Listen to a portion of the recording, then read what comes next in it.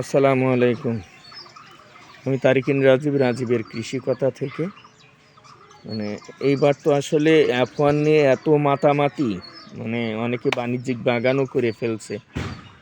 তা এই দেখেন কি পরিমাণ ফুল আসছে, যদি কাছ থেকে দেখাই, দেখেন কি পরিমাণ ফুল, পুরো গাছটাতে ফুল ফুল আর ফুল। এটা হচ্ছে অ্যাফোয়ার ম্যান্ডারিন।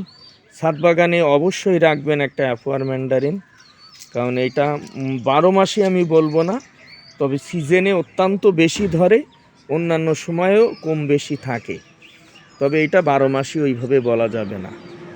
তো অনেকে 12 মাসই বলেই প্রচার করে। যে কী পরিমাণ ফুল আসছে, এই যে সেট হয়ে গেছে অনেক ফল।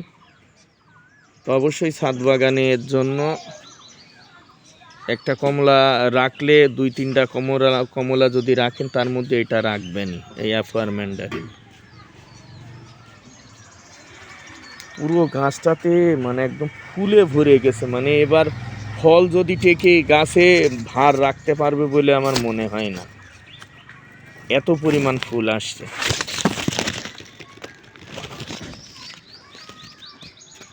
তো সবাইকে অসংখ্য ধন্যবাদ। আসসালামু আলাইকুম।